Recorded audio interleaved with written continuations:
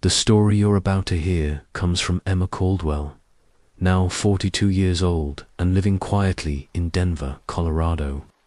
For nearly 3 decades, Emma has kept silent about the terrifying experiences that shaped her childhood on the remote coast of Maine.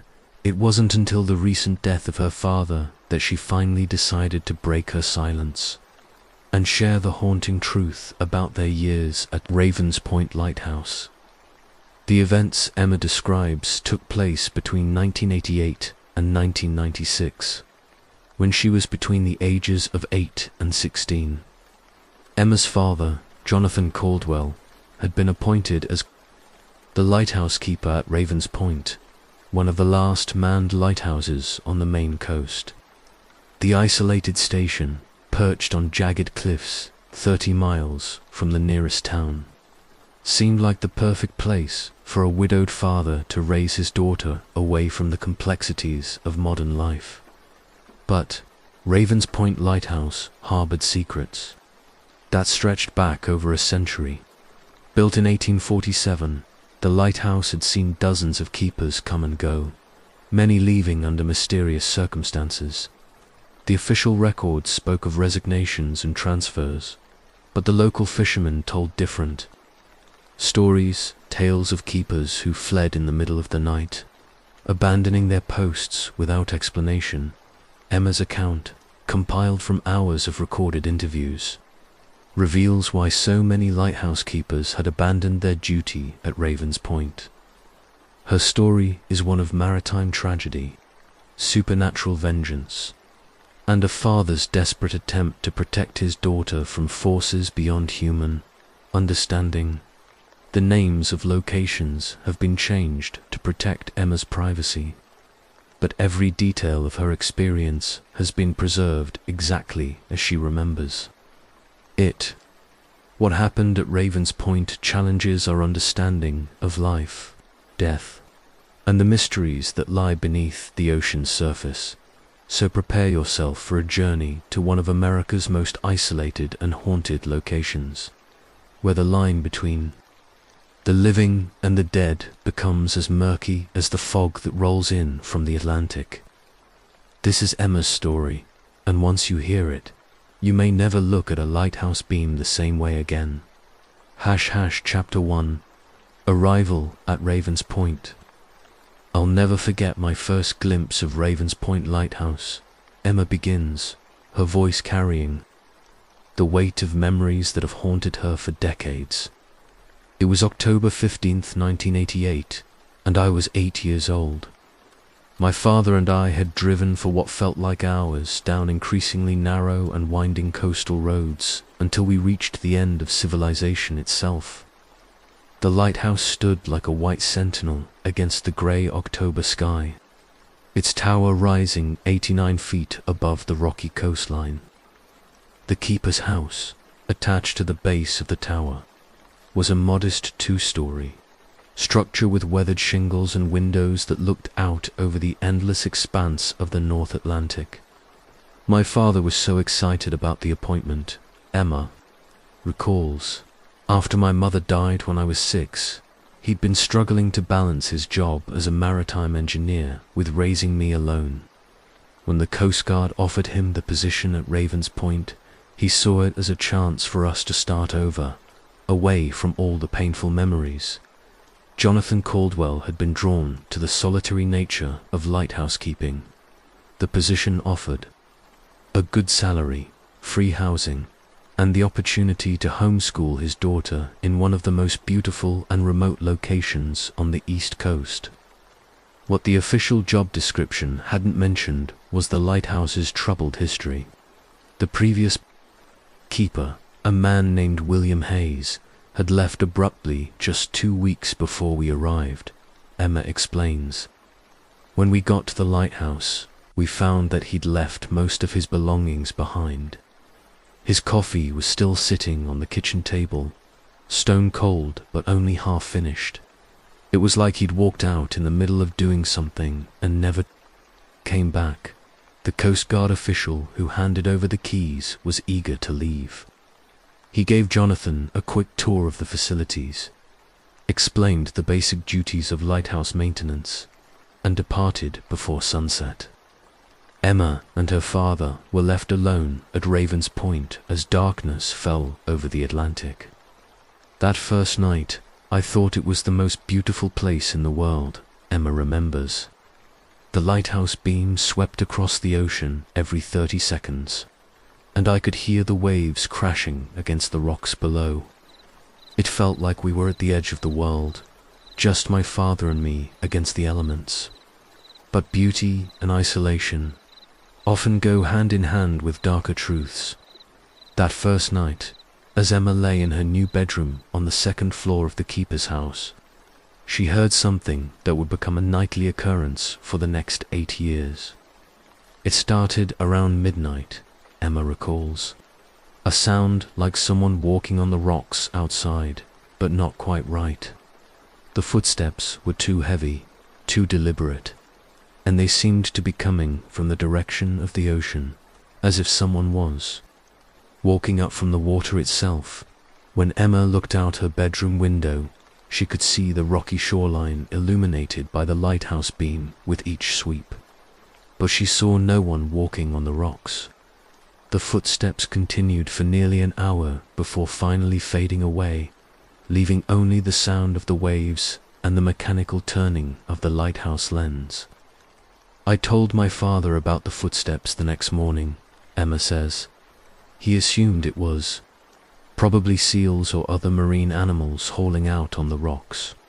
It made sense, we were in their territory now, and I was a city kid who wasn't used to the sounds of coastal wildlife. But over the next few days, Emma began to notice other things that couldn't be explained by seals or marine animals. Lights would flicker in the keeper's house at odd hours. Doors would creak open on their own, despite the heavy latches designed to withstand coastal storms. And sometimes, when the lighthouse beams swept across certain areas of the ocean, Emma thought she could see shapes in the water that looked almost human. Chapter 2. The logbookson of Jonathan's first tasks as lighthouse keeper was to familiarize himself with the station's maintenance records and operational logs. Every lighthouse keeper was required to maintain detailed daily logs of weather conditions, vessel sightings, and any incidents that occurred in the area. My father spent hours reading through the old logbooks, Emma recalls. There were decades worth of records stored in filing cabinets in the lighthouse office. At first, he was just trying to understand the normal patterns of weather and shipping traffic. But the more he read, the more disturbed he became. The logbooks revealed a pattern of unusual incidents stretching back to the lighthouse's earliest years. Keepers wrote of strange lights in the water that didn't correspond to any known vessels. They reported sounds of distress calls that couldn't be traced to any ship in the area. Several keepers mentioned seeing figures walking on the water during storms. One entry from 1923 really stuck with my father, Emma says. The keeper wrote about seeing what he described as the walking drowned. During a fierce November gale, he reported at least a dozen figures moving across the surface of the ocean, all walking toward the lighthouse. But it was the more recent entries that truly alarmed Jonathan. The previous keeper, William Hayes, had documented increasingly erratic phenomena in the months before his sudden departure. His final entries spoke of voices calling from the ocean, of figures seen standing on the lighthouse gallery at night, and of what he called the captain's return. Hayes's last entry was dated just 3 days before we arrived, Emma recalls. It was barely legible, like his handwriting was shaking. All it said was, "They're coming up from the wreck. God help whoever takes this position after me." Jonathan tried to research what Hayes might have meant by the wreck, but official maritime records for the area were incomplete. The lighthouse was built in a notoriously dangerous section of coastline where shifting currents and hidden rocks had claimed numerous vessels over the years. My father drove into town to talk to some of the local fishermen. Emma explains. They told him stories about a merchant ship called the Cassandra that had wrecked somewhere near Ravens Point during a storm in 1889. The ship had been carrying passengers as well as cargo, and all souls aboard were lost. According to local legend, the Cassandra had been trying to reach the safety of the harbor during a violent storm when it struck an underwater ledge about half a mile from the lighthouse. The ship had broken apart quickly in the rough seas, and despite the lighthouse keeper's best efforts to guide rescue boats to the scene, no survivors were found. The fishermen said that the wreck had never been located, Emma recalls. The currents in that area are treacherous, and the ocean floor is littered with rocks and crevices where a ship could settle and be lost forever. But they all agreed that something had gone down out there, and that the area had been cursed ever since. The stories made Jonathan uneasy, but he was a practical man who didn't believe in curses or ghost ships. He filed the information away as local folklore and focused on his duties as lighthouse keeper. But Emma had been listening to the conversations with the fascination of a curious 8-year-old, and she began to watch the ocean with new eyes. After learning about the Cassandra, I started paying more attention to the lighthouse beam as it swept across the water, Emma says. I was looking for signs of a shipwreck, maybe debris or unusual formations on the seafloor. What I found was much more disturbing. Chapter 3. The figures in the water 3 weeks after their arrival at Ravens Point. Emma made a discovery that would haunt her for the rest of her childhood. She was in her bedroom doing schoolwork when she noticed something unusual in the water during one of the lighthouse's sweeps.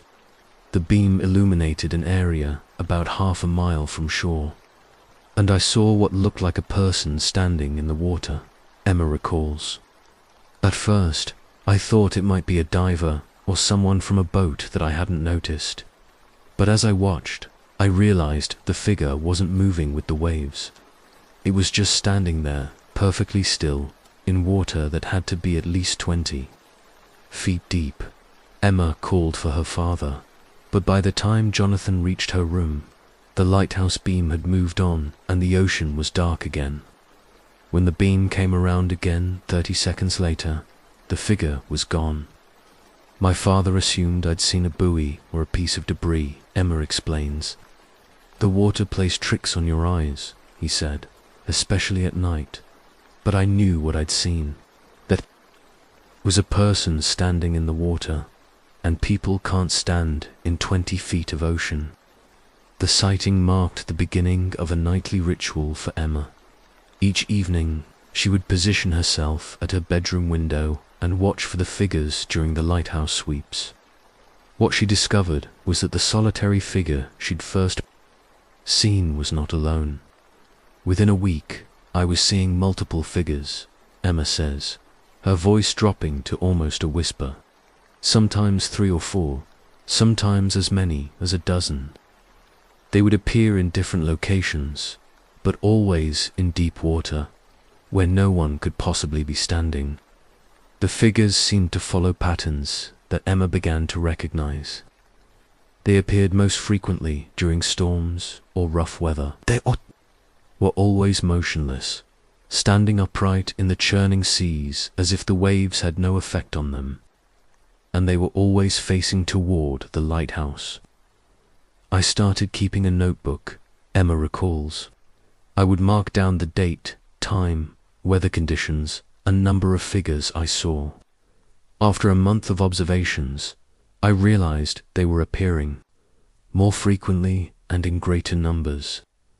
Emma's notebook revealed other disturbing patterns. The figures seemed to be moving closer to shore with each appearance. What had started as distant shapes, barely visible at the edge of the lighthouse beam's range, were now appearing in the nearer waters, close enough for Emma to make out more details. By December, I could see that they weren't quite right, Emma says. Their proportions were wrong somehow. They were too tall, or their arms were too long, or their heads were tilted at unnatural angles. And their clothes, they were wearing old-fashioned clothing, like something from 100 years ago. The clothing details were what convinced Emma that she was seeing the victims of the Cassandra. The figures wore the long coats and formal dress of late 19th century passengers and crew. Some appeared to be wearing the distinctive peaked caps of merchant marine officers. I tried to tell my father what I was seeing, but he was becoming increasingly concerned about my mental state, Emma recalls. He thought the isolation was getting to me, that I was creating these elaborate fantasies to cope with our remote location. Jonathan arranged for Emma to have weekly phone calls with a child psychologist in the nearest city. The doctor suggested that Emma was experiencing a form of adjustment disorder common in children who had recently lost a parent and were dealing with major life changes.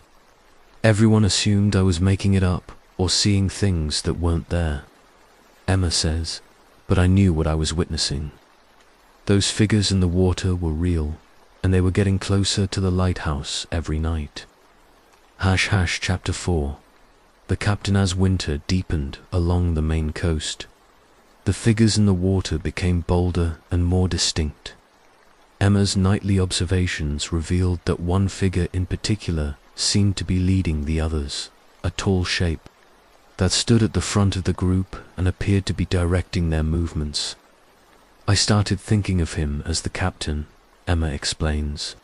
He was taller than the others and wore what looked like a long coat with brass buttons that sometimes caught the lighthouse beam. He always stood in the same position relative to the others, like he was in command. The captain was the first of the figures to leave the water.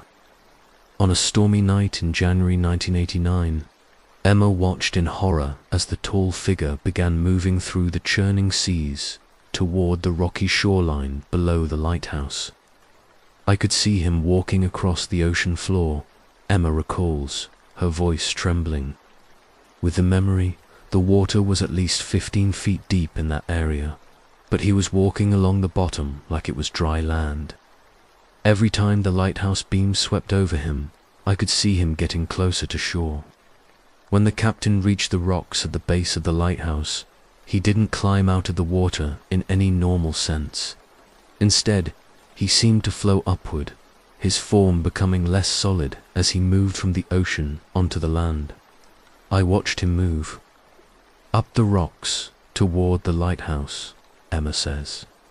He was translucent now, like fog or mist, but still maintaining his human shape. And he was heading directly for the entrance to the keeper's house. Emma ran to her father's room and woke him, frantically trying to explain what she'd seen. Jonathan, groggy and concerned about his daughter's increasingly vivid hallucinations, went downstairs to check the doors and windows. He found the front door standing wide open, Emma recalls. The door that we always kept locked and bolted because of the coastal winds. My father said the wind must have blown it open, but there was no wind that night. The air was completely still. More disturbing was what Jonathan found on the floor just inside the doorway. Wet footprints led from the entrance across the living room and up the stairs toward the bedrooms. The prints were larger than either Jonathan's or Emma's feet, and they were filled with seawater and what looked like sand from the ocean floor. My father tried to rationalize it, Emma says. He said maybe a previous keeper had left the door unlocked, and rainwater had somehow gotten inside. But those footprints were fresh, and they led directly to my bedroom door. The wet prints stopped, just outside Emma's room, as if whoever had made them had stood there for some time before retreating.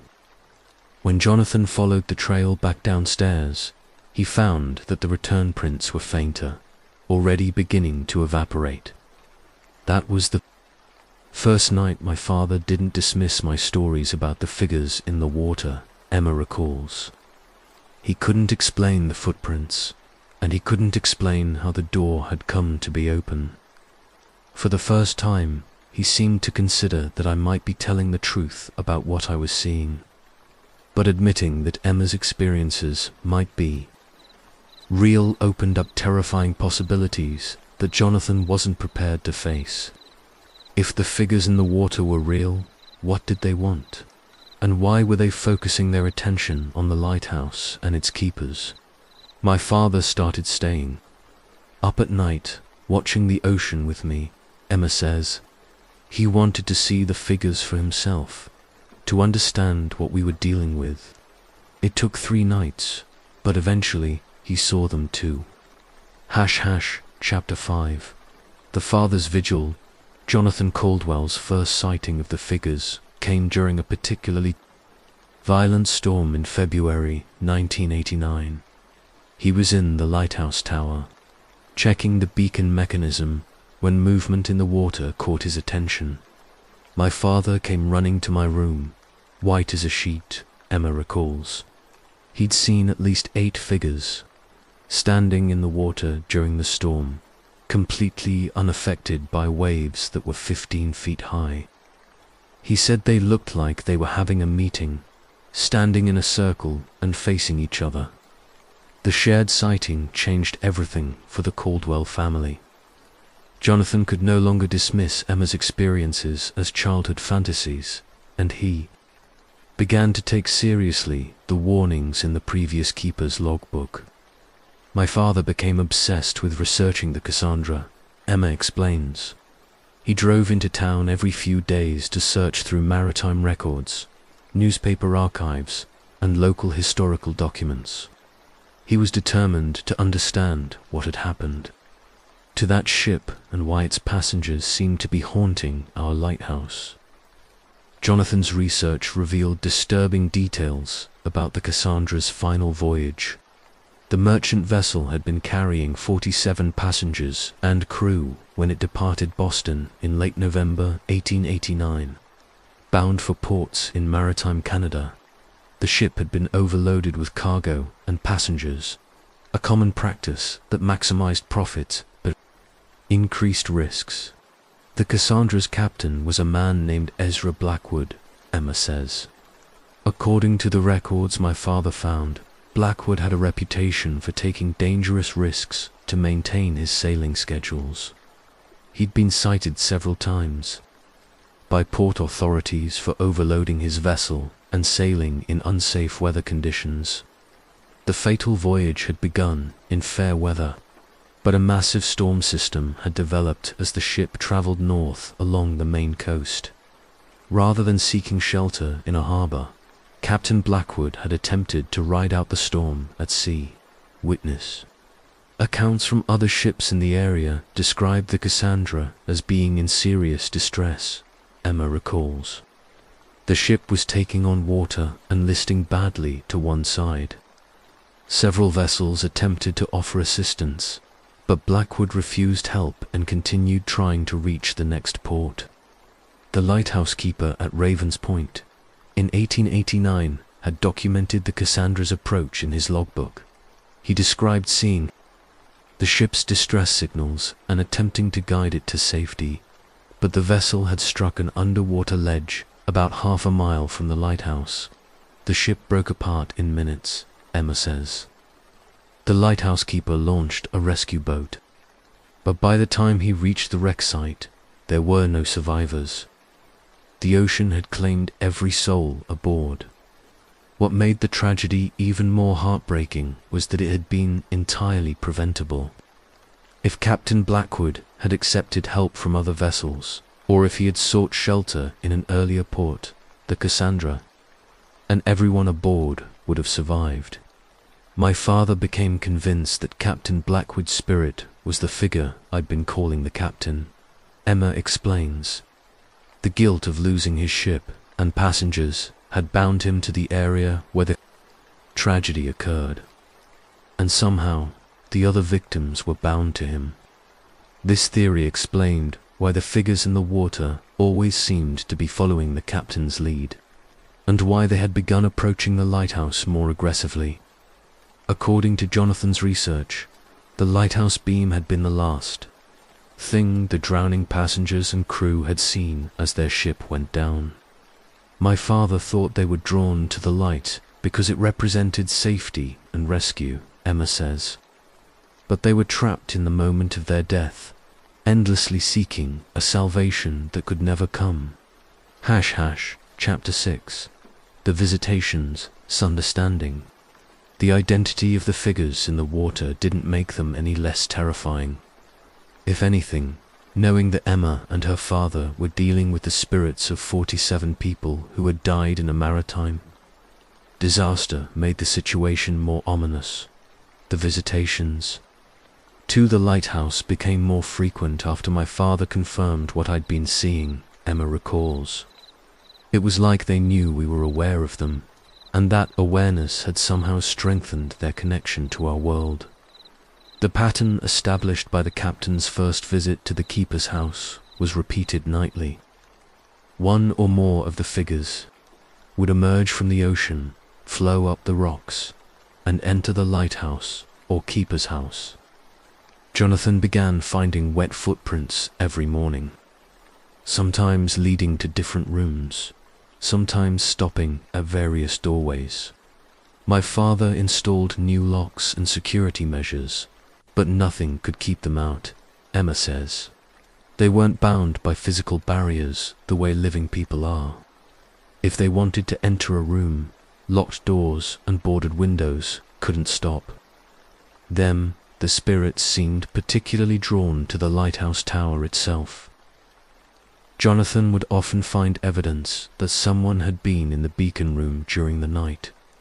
Tools moved from their proper positions, logbooks opened to specific pages, and sometimes new entries written in an archaic script that neither he nor Emma could read.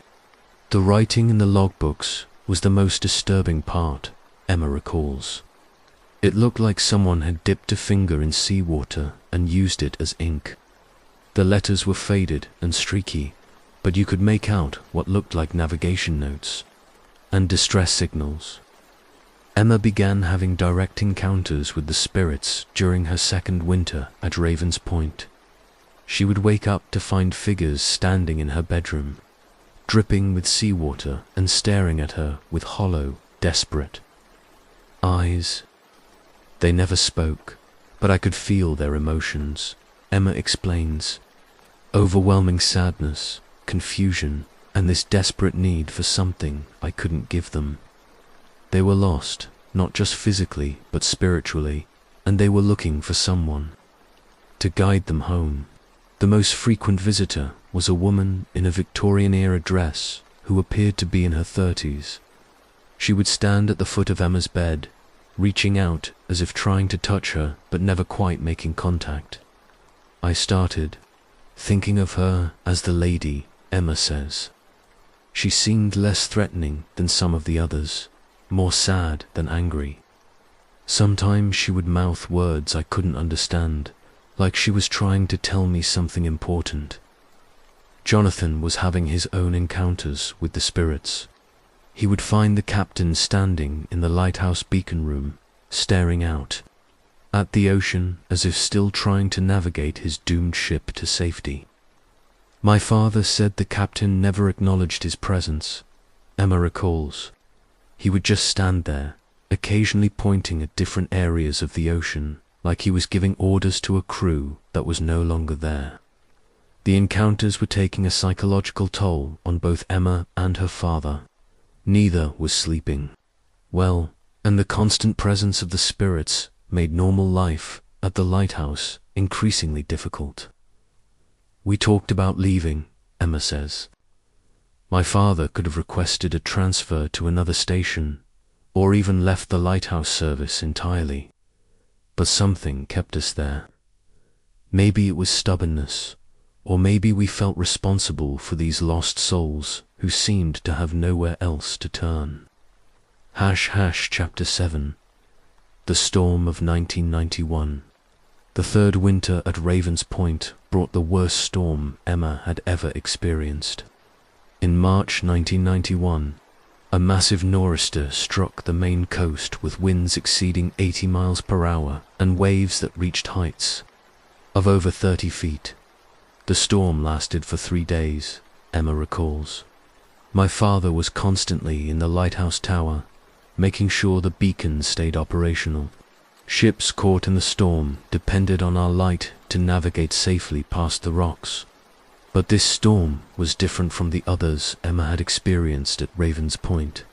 As the wind howled and the waves crashed against the lighthouse with tremendous force, the spiritual activity reached levels that bordered on terrifying. On the second night of the storm, I saw more figures in the water than I'd ever seen before, Emma says. Dozens of them, all standing in the churning seas as if the massive waves couldn't touch them. And they were all moving toward the lighthouse. The figures weren't just the familiar passengers and crew of the Cassandra.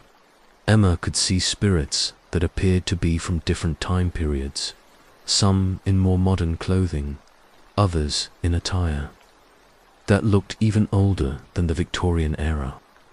I realized we were seeing the victims of multiple shipwrecks, Emma explains. The waters around Ravens Point had claimed vessels for centuries, and the storm was somehow calling all of their spirits back to the surface. As the spirits reached the shore, they began entering the lighthouse and keeper's house in unprecedented numbers. Emma and her father found themselves sharing their home with dozens of wet, dripping figures who wandered through the rooms as if searching for something they'd lost. The lighthouse became crowded with the dead, Emma recalls, her voice barely above a whisper. They filled every room, every hallway, every corner. Some were looking out the windows at the storm, others were gathered around the fireplace as if trying to warm themselves, and many were just standing motionless, staring at nothing. The presence of so many spirits created a supernatural chaos that made the lighthouse nearly uninhabitable. The temperature dropped so dramatically that ice formed on the windows despite the heating system running at full capacity. Electronics malfunctioned, lights flickered constantly, and doors opened and closed on their own. My father and I huddled together in the beacon room, Emma says. It was the only place that seemed relatively free of spirits, maybe because the light itself kept them at bay. We stayed there for the entire second night, listening to the sounds of the dead moving through our home below. But on the third night of the storm, something changed. The captain appeared in the beacon room, no longer the translucent figure Emma was used to seeing. He looked almost solid, more alive than dead, and for the first time, he seemed to be aware of their presence. He looked directly at my father, Emma recalls. His eyes were hollow but intelligent, and I could see recognition there. He knew my father was the lighthouse keeper, the person responsible for guiding ships safely past the rocks. What happened next would haunt Emma for the rest of her life. The captain raised one arm and pointed out toward the ocean, then looked back at Jonathan with an expression of desperate pleading. There was a ship out there, Emma says. A real ship, with living people aboard, fighting for their lives in the storm. And the captain was asking my father to help them, to prevent another tragedy like the one that had claimed his own vessel. Chapter 8. The rescue. Jonathan Caldwell faced an impossible choice. The storm was too violent for any rescue. The attempt from the lighthouse and radio contact with the Coast Guard was sporadic due to the weather conditions. But somewhere in the churning seas, a vessel was in distress, and its crew was depending on the lighthouse beacon to guide them to safety. My father had to decide whether to trust the word of a ghost, Emma recalls. The captain was pointing toward an area of ocean where my father couldn't see any ship, but the spirit seemed certain that someone was out there.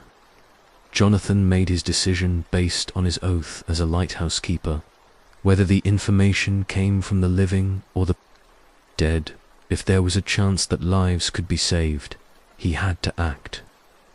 My father began signaling with the lighthouse beam, Emma explains. He was using Morse code to send messages toward the area where the captain was pointing. He was essentially broadcasting blind, hoping that if there was a ship out there, they would see his signals and respond. For nearly an hour, Jonathan continued his attempts at communication while the storm raged around the lighthouse. Emma watched the captain, who remained in the beacon room, occasionally adjusting his pointing to direct Jonathan's signals to different areas of the ocean. Finally, we saw a response, Emma says. A flashing light from the ocean, barely visible. Through the storm, but definitely a signal from a ship in distress. My father had made contact with a vessel that was fighting for its life in the waves. The ship was a commercial fishing boat called the Mary Catherine with 6 crew members. Aboard, the vessel had been caught in the storm while returning from the Grand Banks, and its engine had failed in the massive seas. Without engine power, the Mary Catherine was being driven toward the rocks by the wind and waves, Emma recalls. The crew was trying to deploy emergency anchors, but in those conditions, it was only a matter of time before their boat was smashed against the coastline. Using the lighthouse beam and emergency flares, Jonathan was able to guide the fishing boat away from the most dangerous rocks and toward a slightly more protected area where the crew could attempt repairs. The process took hours, with Jonathan constantly adjusting his signals based on the captain's directions. The captain seemed to know exactly where the underwater hazards were located, Emma says. He was guiding my father to direct the Mary Catherine through a safe channel that avoided the rocks and ledges that had claimed so many other vessels. As dawn broke on the 4th day, the storm began to subside, and the Coast Guard was finally able to launch a rescue operation. The Mary Catherine and its crew were saved, brought safely to harbor with no loss of life. When the rescue was complete, I looked for the captain in the beacon room, Emma recalls. He was still there, but he looked different, more at peace. Somehow, he nodded once to my father, and then he simply faded away. The successful rescue had changed something fundamental about the spiritual activity at Raven's Point. The dozens of spirits that had filled the lighthouse during the storm had also disappeared, leaving only the familiar figures from the Cassandra. It was like the captain had been waiting for a chance to save lives instead of losing them, Emma explains. By helping to rescue the Mary Catherine, he had found a way to balance the scales of his own tragedy. Chapter 9. The lady's message following.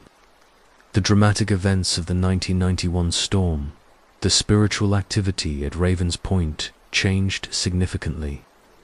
The aggressive visitations that had characterized Emma's first 3 years at the lighthouse gave way to more peaceful encounters, as if the rescue of the Mary Catherine had brought some resolution to the restless spirits.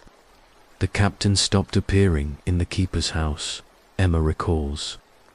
I would still see him occasionally in the water during my nightly watches, but he no longer came ashore. It was like he had found his purpose and could finally rest. However, one spirit continued to visit Emma regularly, the lady in the Victorian dress who had been appearing in her bedroom since her second winter at the lighthouse. The lady seemed different after the storm, Emma explains. Less desperate, more focused.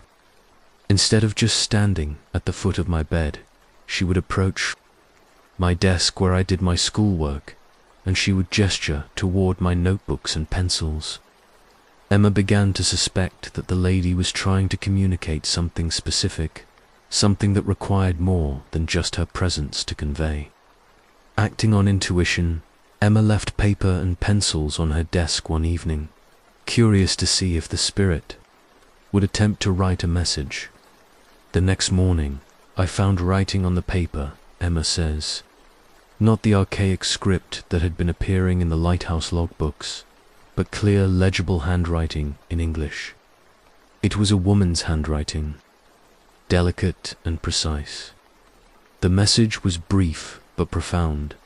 My daughter waits for me at home. Tell her I loved her more than the ocean is deep. I showed the message to my father, and together we tried to research who the lady might have been, Emma recalls, using the passenger manifest of the Cassandra that my father had found. We identified a woman named Margaret Thornton, who matched the lady's apparent age and time period. Margaret Thornton had been traveling aboard the Cassandra with her husband, returning from their honeymoon in Boston. They had left behind a 5-year-old daughter named Emily, who was staying with Margaret's parents during their trip. The records showed that Emily Thornton was orphaned by the wreck, Emma explains. Her grandparents raised her, but she never married and had no children of her own. She died in 1954 at the age of 70, never knowing what had happened to her parents. Final moments. The realization that the lady was trying to send a message to a daughter who had been dead for nearly 40 years was heartbreaking. But Emma felt compelled to honor the request, even if the intended recipient was no longer alive. My father and I researched Emily Thornton's life and found that she was buried in a cemetery about 50 miles inland. Emma says, "We decided to visit her grave and deliver her mother's message, even though we knew Emily couldn't hear it." The trip to Emily Thornton's grave was Emma's first time leaving Ravens Point in over 3 years. As they drove through the Maine countryside, Emma felt a strange sense of anticipation, as if the lady's spirit was somehow accompanying them on their journey. Emily's gravestone was simple but well maintained, Emma recalls. Someone had been caring for it over the years, probably the local historical society. My father and I stood by the grave, and I read the lady's message aloud. As Emma spoke the words about a mother's love being deeper than the ocean, she felt a presence beside her, the same gentle, sad energy she associated with the lady. For just a moment, I saw both of them, Emma says, her voice filled with wonder.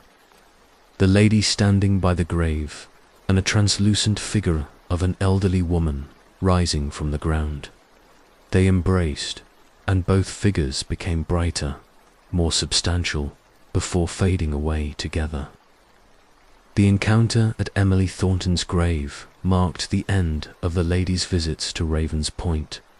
Emma never saw her again, either in the lighthouse or in the waters offshore. I think she found what she was looking for, Emma explains. The chance to express her love to her daughter, even across the barrier of death. Once that message was delivered, she was free to move on. Chapter 10. The others find peace there. Successful delivery of the lady's message seemed to inspire other spirits of the Cassandra to seek their own forms of closure. Over the following months, Emma encountered several more passengers and crew members, each trying to communicate something important about their earthly lives. It became a pattern, Emma recalls. A spirit would appear to me, usually in my bedroom or the lighthouse office, and would attempt to convey a message, sometimes through writing, sometimes through gestures, occasionally through what felt like telepathic communication. Emma served as an intermediary between the dead and the living, helping to resolve unfinished business that had kept the spirits bound to the site of their tragedy. She delivered messages to descendants of the Cassandra's passengers, helped locate lost family records, and even assisted in solving a century-old mystery about missing cargo. One of the ship's officers led me to a location on the shore where some of the Cassandra's cargo had washed up after the wreck.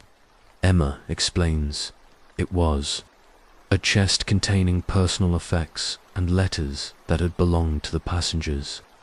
The Coast Guard turned everything over to a maritime museum, where the items could be preserved and displayed as part of the ship's history. Each successful resolution seemed to free another spirit from their earthly bonds.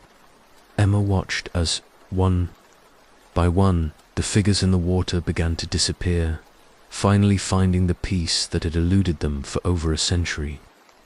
By the summer of 1994, I was only seeing a handful of spirits during my nightly watches, Emma says. The crowds of drowned passengers that had once filled our lighthouse were gone, replaced by a sense of calm that I'd never experienced at Ravens Point. But helping the spirits find peace came at a personal cost for Emma. The constant communication with the dead, the emotional weight of their stories, and the isolation of lighthouse life were taking their toll on a teenage girl who should have been worried about normal adolescent concerns. I was 16 years old and had spent most of my childhood talking to ghosts, Emma reflects. I had no friends my own age, no experience with normal social situations, and no understanding of how to relate to the living world beyond Ravens Point. Jonathan began to worry about his daughter's development and her ability to eventually transition to life away from the lighthouse. He started making plans for Emma to attend high school in the nearest town, which would require her to live with a host family during the week. My father knew that I needed to experience normal teenage life, Emma says, but he was also concerned about leaving the lighthouse unattended, especially given everything we'd learned about its spiritual significance. The decision was made for them when Jonathan received word that the Coast Guard was planning to automate Ravens Point Lighthouse. Modern GPS technology and automated beacon systems were making lighthouse keepers obsolete, and the remote station was scheduled for conversion to unmanned operation. We had 6 months to prepare for the transition, Emma recalls. 6 months to help the remaining spirits find peace and to prepare ourselves for a return to the normal world. Hush Hush, Chapter 11. The final spirit says, the Caldwell family's time at Ravens Point drew to a close. Emma encountered the last few spirits who remained, bound to the lighthouse. These were the most troubled souls, the ones whose earthly attachments were too strong to be easily resolved. There was a young sailor, probably no more than 18 when he died, Emma explains.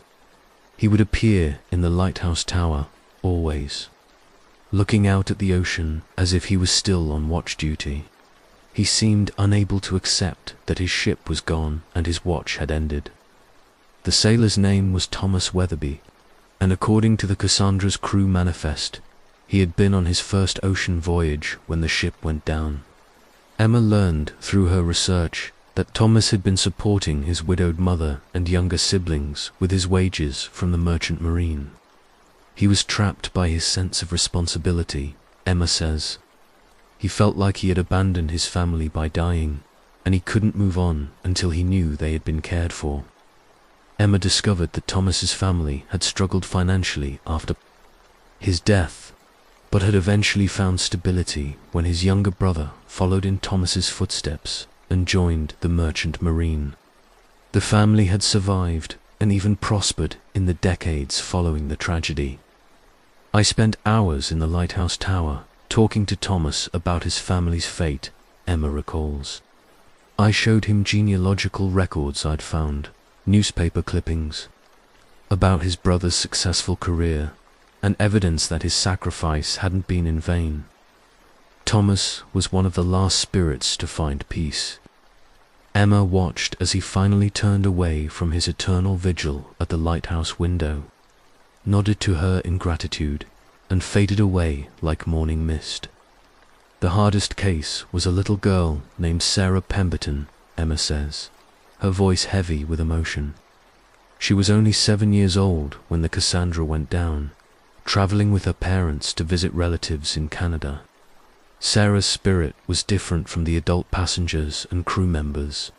She seemed confused about her situation, sometimes playing in the lighthouse as if it were her home, sometimes crying for parents who would never come. Children who die traumatically can become trapped in ways that are different from adults, Emma explains.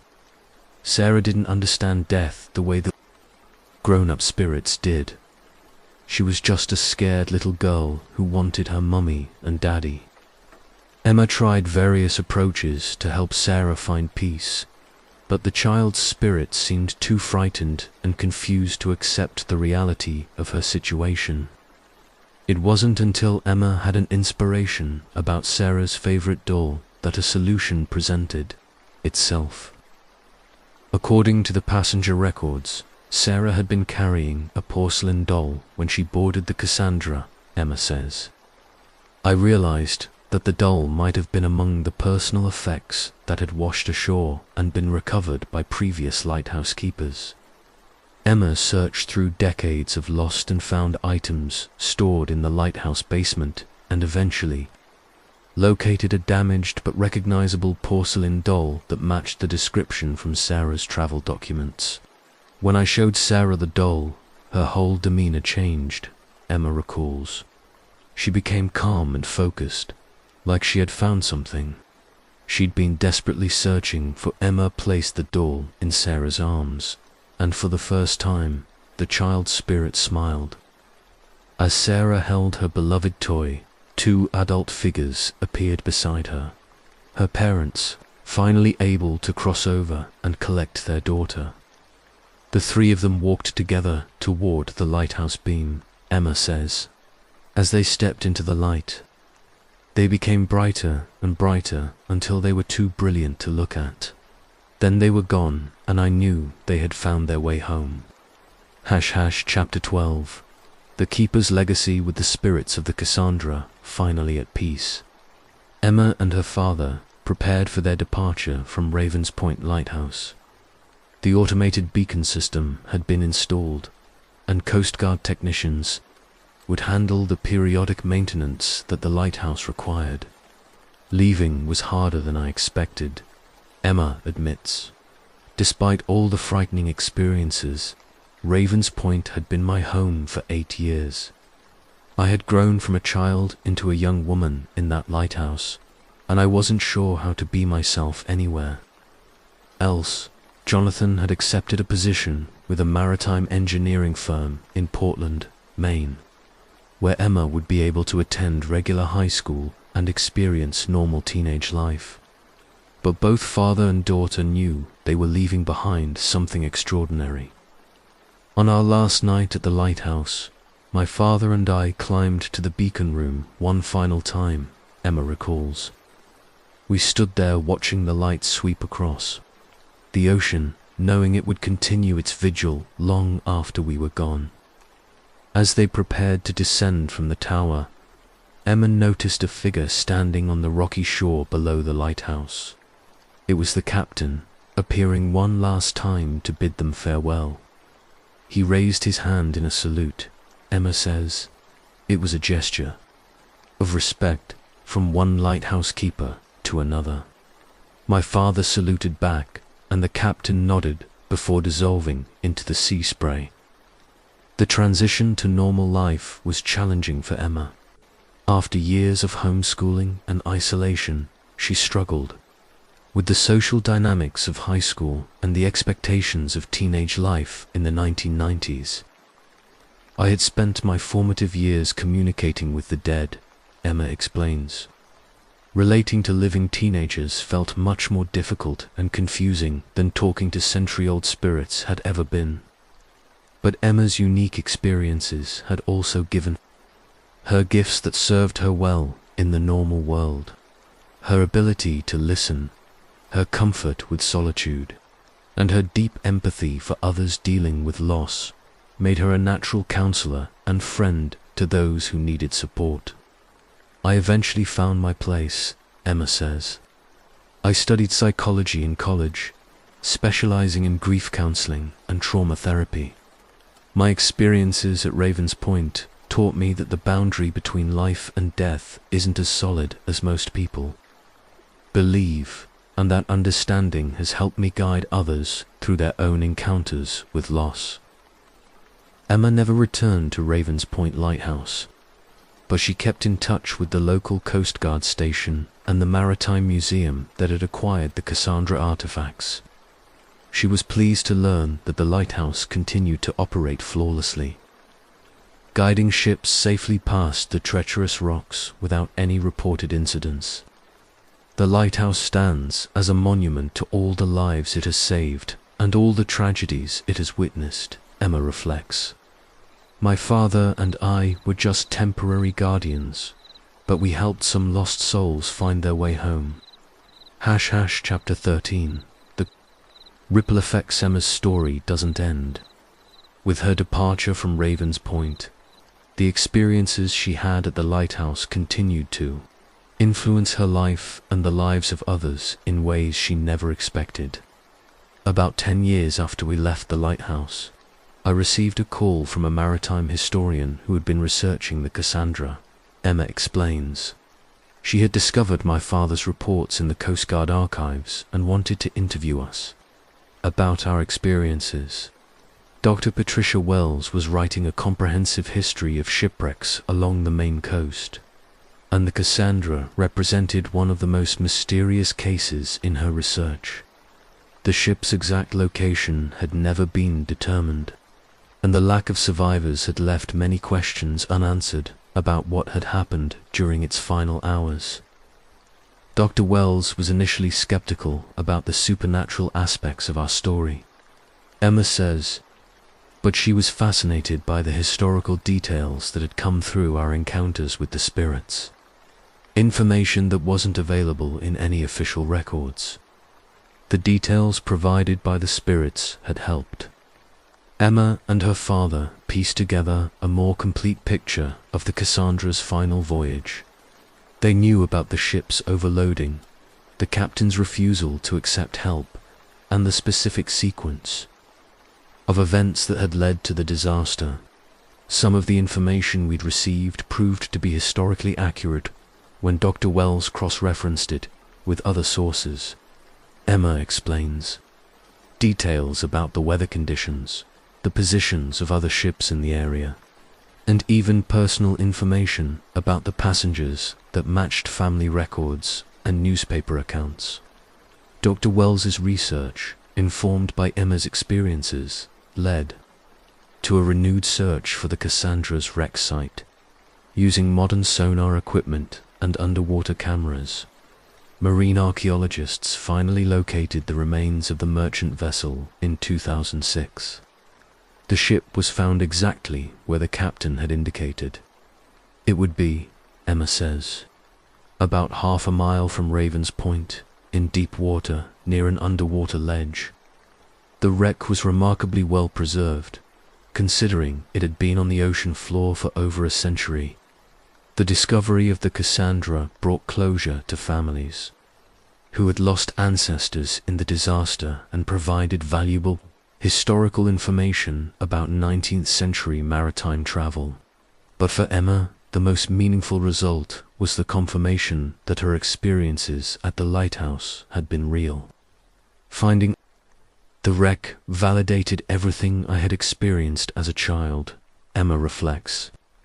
It proved that the spirits I had encountered were genuine and that their stories were true. That validation meant more to me than I can express. The Cassandra wreck site was designated as a maritime grave and protected from disturbance by salvage hunters.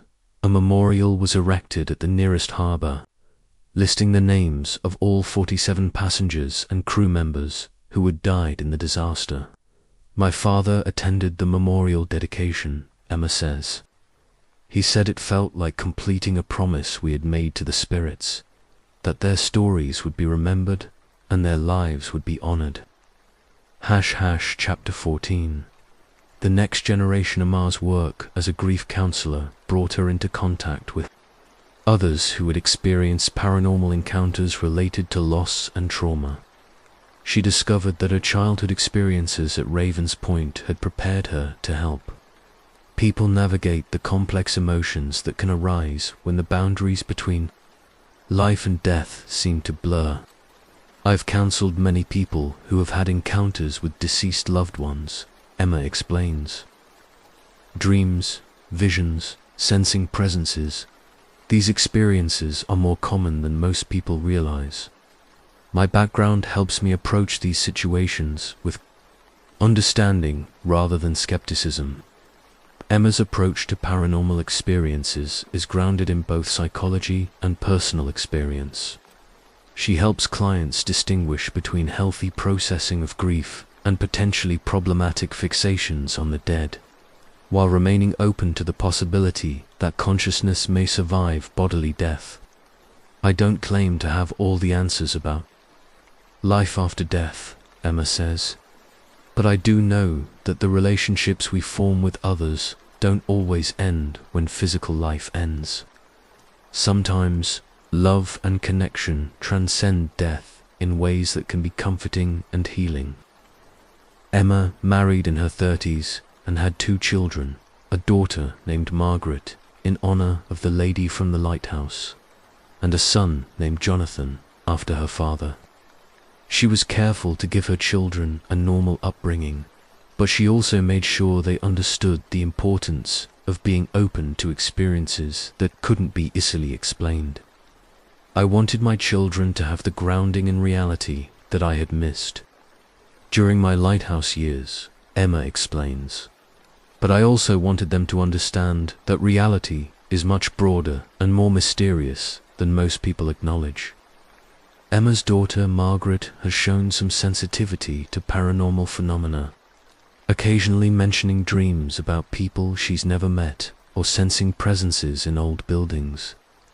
Emma has approached these experiences with the same combination of openness and caution that she brings to her professional work. I've taught Margaret that these experiences, if they're real, are nothing to be afraid of, Emma says. The spirits I encountered at Raven's Point were lost and troubled, but they weren't evil. They were just people who needed help finding their way.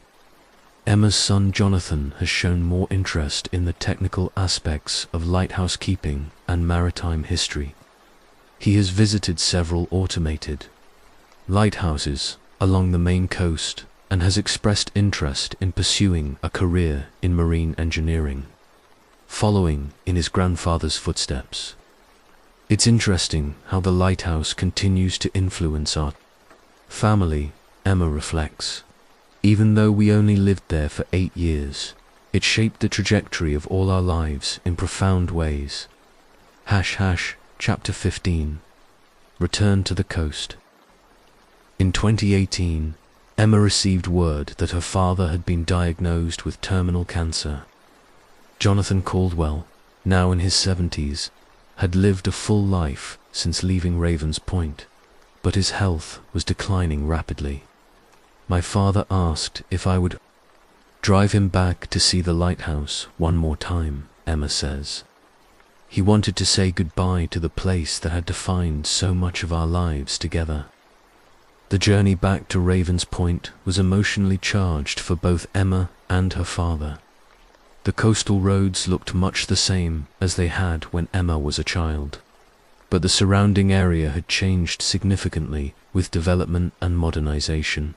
When we rounded the final curve and saw the lighthouse, it took my breath away, Emma recalls. It looked exactly the same as it had when I was 16. White tower against the grey sky, beacon turning steadily, waves crashing against the rocks below. The lighthouse was now operated remotely by the Coast Guard, with periodic maintenance visits by technicians. The keeper's house had been converted into a small maritime museum, open to visitors during the summer months. We were able to tour the museum and see some of the rooms where we had lived, Emma says.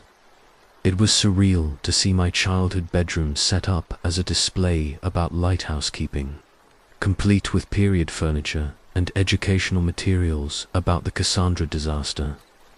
The museum exhibit included information about the ship's discovery and recovery, with photographs of artifacts that had been raised from the wreck site. Emma was moved to see personal items that had belonged to passengers she had known as spirits. A pocket watch, a locket with a photograph, a child's toy that might have belonged to Sarah Pemberton. Seeing those artifacts made the reality of the tragedy feel fresh again. Emma explains, these had been real people with real lives, hopes, and dreams. Their deaths had been a genuine tragedy, not just a ghost story.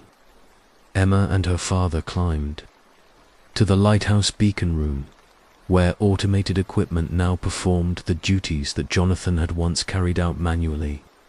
The view from the tower was unchanged, endless ocean stretching to the horizon, with the rocky coastline extending in both directions. My father stood at the window where he used to watch for ships in distress, Emma recalls. He was quiet for a long time, and then he said, "I wonder if they found what they were looking for." Emma knew he was referring to the spirits of the Cassandra. Neither she nor her father had any way of knowing whether the souls they had helped had truly found peace, or whether their interventions had made any lasting difference. That's the thing about paranormal experiences, Emma reflects. You never get definitive answers. You have to act on faith and hope that your efforts matter, even when you can't see the results. As they prepared to leave Ravens Point for what they both knew would be the final time, Emma felt a familiar presence near the lighthouse. Not threatening or desperate like the old spirits, but peaceful and watchful. I had the sense that the lighthouse was still protected, Emma says. That whatever guardian spirits remained were benevolent ones, keeping watch over the ships that passed in the night. Hush Hush, Chapter 16, The Father's Passing Jonathan. Caldwell died 6 months after their final visit to Ravens Point Lighthouse. His passing was peaceful, surrounded by family in a hospice facility in Portland. Emma was holding his hand when he took his final breath.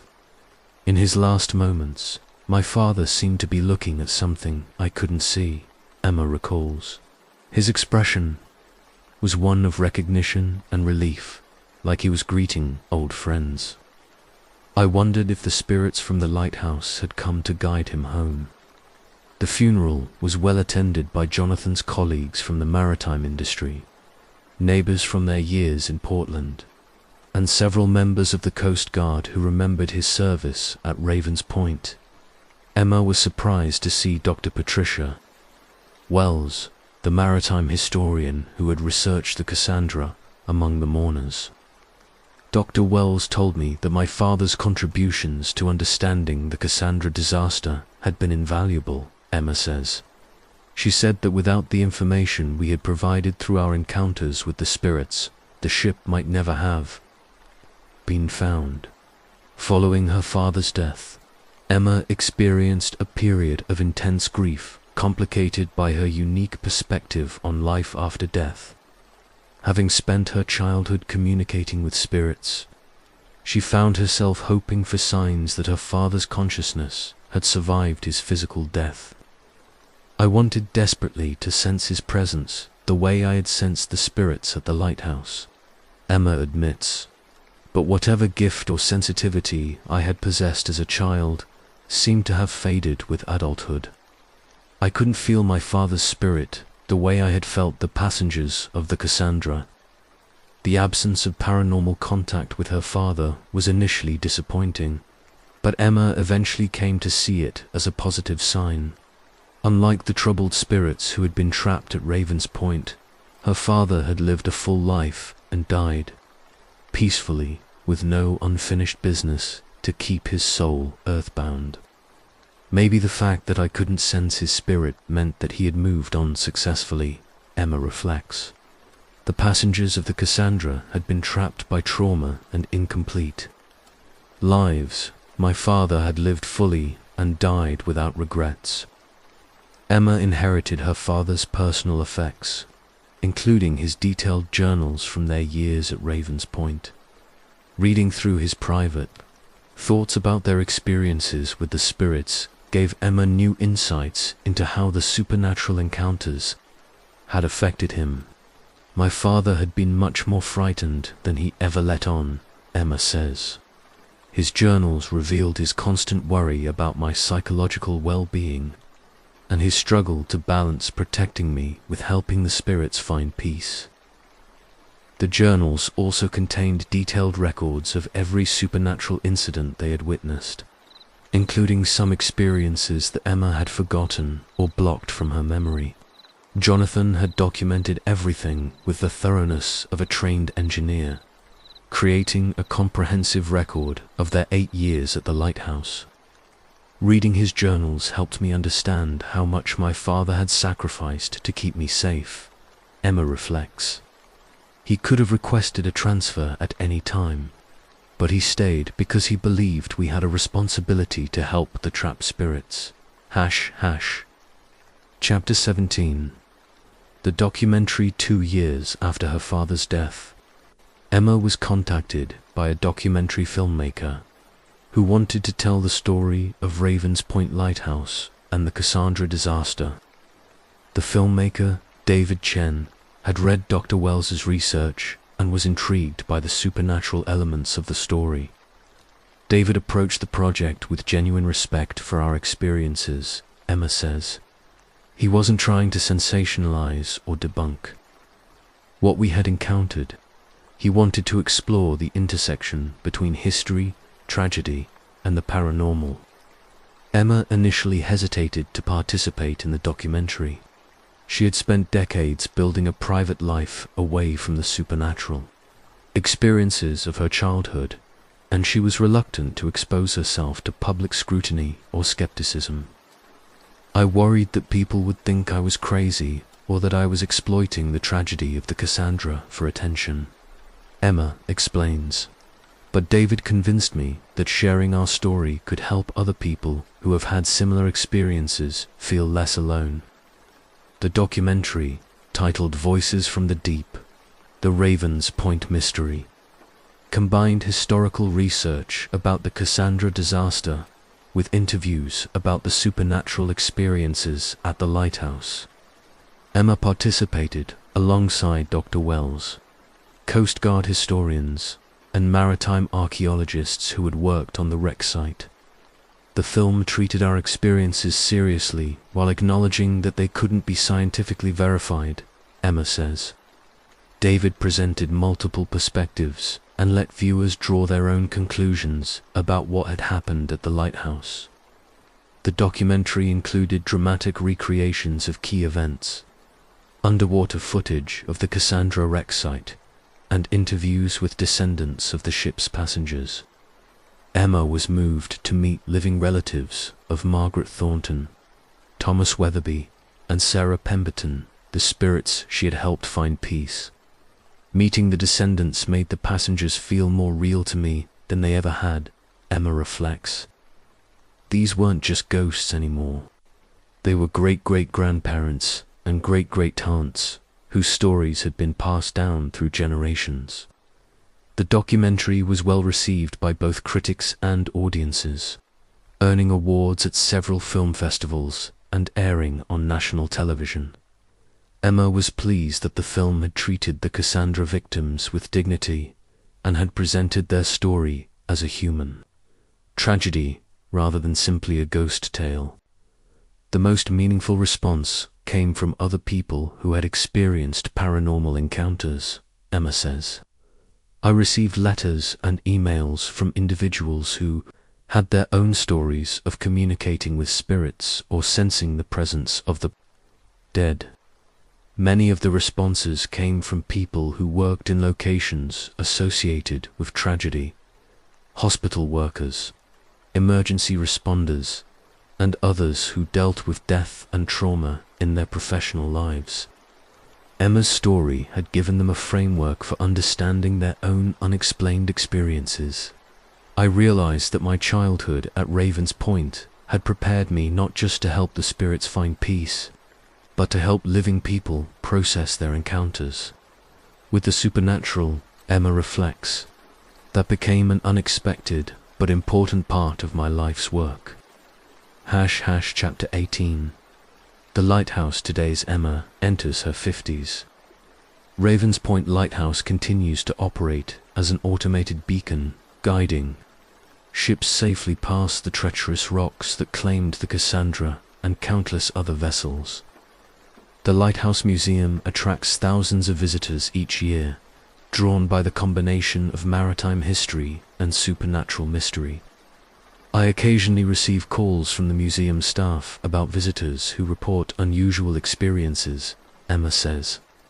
Cold spots in certain rooms, the sound of footsteps on the stairs, or the sensation of being watched. I always listen to these reports with interest, but I'm pleased that the encounters seem to be benign.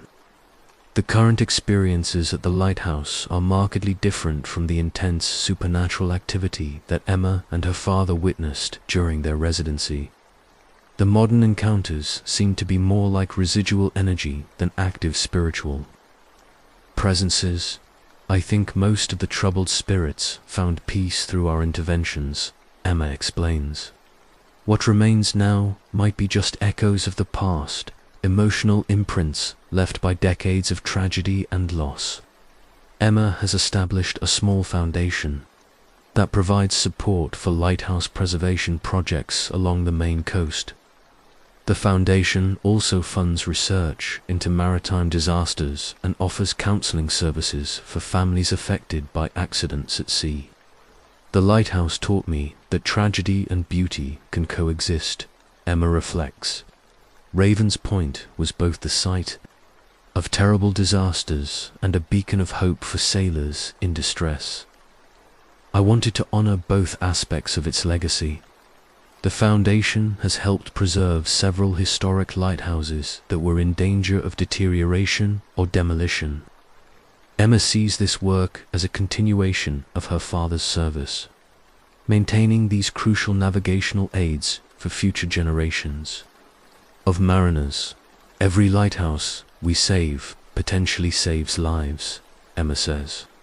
Even in an age of GPS and satellite navigation, these beacons still serve as backup guidance systems when modern technology fails.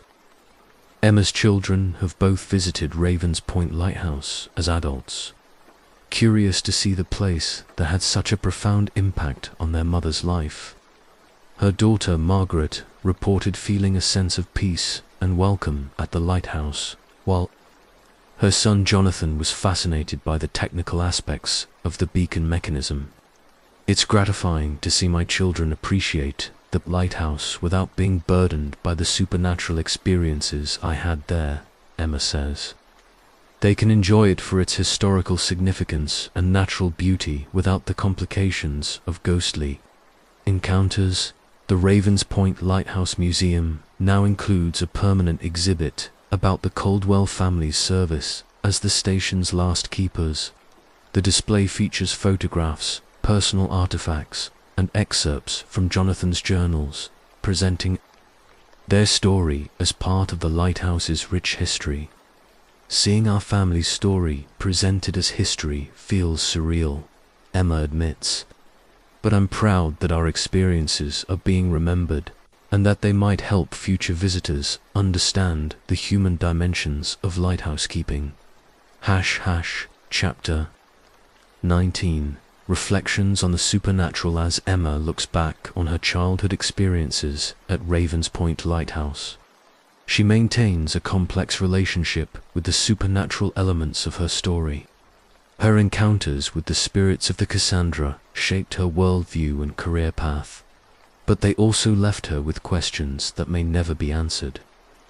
I'm often asked whether I believe in ghosts, Emma says. That question assumes a simple yes or no answer, but my experiences were much more nuanced than that. I encountered something at the lighthouse, whether you call them ghosts, spirits, or some other form of consciousness. They were real to me. Emma's professional training in psychology has given her tools to analyze her childhood experiences from multiple perspectives.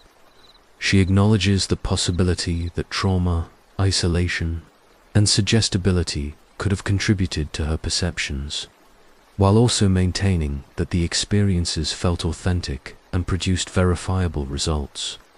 The discovery of the Cassandra wreck in the exact location indicated by the spirits suggests that my experiences weren't entirely psychological. Emma explains, but I also recognize that human perception and memory are fallible, and that extraordinary claims require extraordinary evidence. Emma's approach to the paranormal has evolved from the unquestioning acceptance of childhood to a more critical, but still open-minded adult perspective. She neither dismisses supernatural experiences nor accepts them uncritically, instead focusing on their meaning and impact on the people who have them. Whether the spirits were objectively real or subjectively experienced, they served a purpose. Emma reflects.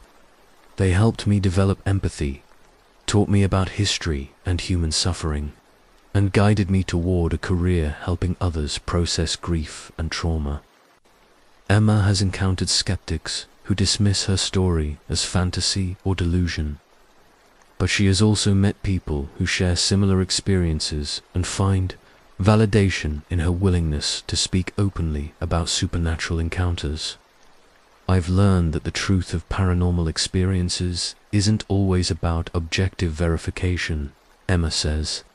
Sometimes the truth lies in the meaning and healing that these experiences provide, regardless of their ultimate source. Emma's work with grief counseling has shown her that encounters with deceased loved ones are surprisingly common, even among people who don't consider themselves believers in the supernatural. Dreams, visions, and sensing presences are normal parts of the grieving process for many people. The human mind has remarkable abilities to process loss and trauma, Emma explains. Whether supernatural encounters represent actual contact with the dead or are psychological mechanisms for healing, they serve important functions in helping people cope with grief. Emma's children have inherited her openness to experiences that can't be easily explained, but they've also received the critical thinking skills needed to evaluate unusual phenomena rationally. Emma hopes this balance will serve them well if they ever encounter their own unexplained experiences. I want my children to be neither gullible nor closed-minded, Emma says. The world is full of mysteries that we don't yet understand, and maintaining curiosity while exercising discernment is the best approach to navigating those mysteries. # Chapter 20. The legacy continues today. Emma Caldwell lives quietly in Denver, Colorado, where she continues her work as a grief counselor and maintains her foundation, supporting lighthouse preservation. Her experiences at Ravens Point Lighthouse remain a defining influence on her life, though she rarely speaks publicly about the supernatural aspects of her childhood. I've found peace with my experiences at the lighthouse, Emma says. They were a unique part of my childhood that taught me lessons I couldn't have learned any other way. I'm grateful for the spirits who trusted me to help them find peace, and I'm proud of the role my father and I played in their stories. Emma's story has inspired others who work in fields related to death and trauma. Medical professionals, emergency responders, and hospice workers have reached out to share their own encounters with phenomena that seem to transcend the boundary between life and death. I've learned that many people who work closely with death have experienced things they can't explain, Emma reflects. Nurses who sense when a patient is about to pass away, paramedics who feel the presence of accident victims, hospice workers who witness apparent visits from deceased relatives. These experiences are more common than most people realize. Emma's approach to these encounters emphasizes their potential value regardless of their supernatural authenticity. Whether these experiences represent actual contact with spirits or are manifestations of human intuition and empathy, they often provide comfort and meaning to those who have them. The most important thing isn't whether ghosts are real, Emma says. The most important thing is how we respond to experiences that challenge our understanding of reality. Do we dismiss them entirely, or do we remain open to the possibility that consciousness and connection might be more complex than we currently understand? The Ravens Point Lighthouse continues to guide ships safely past the rocks where the Cassandra met its fate. The automated beacon sweeps across the ocean every 30 seconds, just as it did when Emma was a child watching for figures in the water.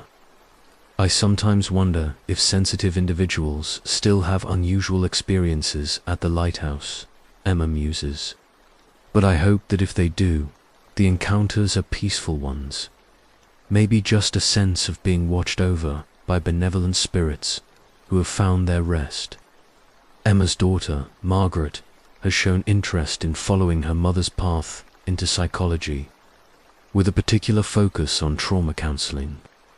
Margaret has visited Ravens Point Lighthouse several times and reports feeling a deep connection to the place, though she hasn't experienced the intense supernatural encounters that characterized her mother's childhood. Margaret seems to have inherited my sensitivity to emotional energy, Emma explains. But she's growing up in a different time, with access to normal social relationships and educational opportunities that I missed. I think that grounding in regular life will help her if she ever encounters unusual phenomena. Emma's son Jonathan has pursued engineering like his grandfather and works for a company that designs and maintains maritime navigation systems. His work includes periodic visits to lighthouses along the East Coast, and he has promised Emma that he will always check on Ravens Point when his duties take him to that area. Jonathan represents the practical side of our family's lighthouse legacy, Emma says. While I dealt with the supernatural mysteries of Ravens Point, he's carrying on the tradition of keeping mariners safe through technology and engineering. As Emma enters the later stages of her life, she remains grateful for the unique experiences that shaped her childhood. The spirits of the Cassandra taught her about loss, love, and the enduring connections that transcend death. Those lessons have informed every aspect of her adult life and work. I was chosen for an extraordinary experience, Emma reflects. I don't know why the spirits appeared to me, or why I was able to help them find peace, but I'm honored to have been part of their journey from tragedy to resolution. The waves continue to crash against the rocks at Ravens Point, and the lighthouse beam continues its eternal sweep across the dark waters of the North Atlantic. The Cassandra rests peacefully on the ocean floor, its story finally told and its passengers finally at rest. And in Denver, Colorado, a woman who once served as a bridge between the living and the dead continues to help others navigate the mysterious territory between life and death, carrying forward the lessons learned from voices that called to her from beneath the waves. The ocean keeps its secrets, Emma concludes, but sometimes, if you're listening carefully, it also shares its stories. I was lucky enough to hear some of those stories and privileged to help write their endings. Epilogue Emma. Story serves as a reminder that the world contains mysteries that resist easy explanation.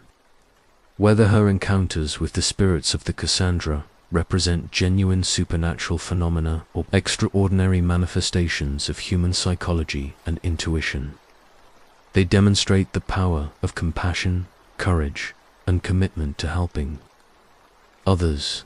The Ravens Point Lighthouse stands today as it has for over 175 years, a beacon of safety in dangerous waters and a monument to all those who have served to protect mariners from the sea's many hazards. The stories contained within its walls, both documented history and whispered legends, continue to fascinate visitors and remind us that some places hold memories that transcend time.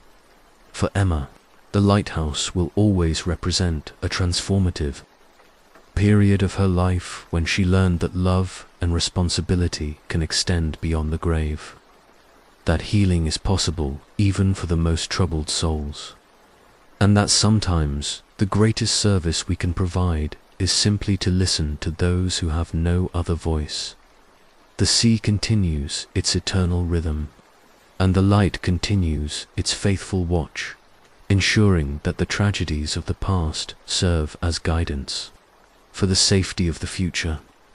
And somewhere in the depths of the North Atlantic, the Cassandra rests in peace, its passengers and crew finally free to continue their interrupted journey to whatever lies beyond the horizon.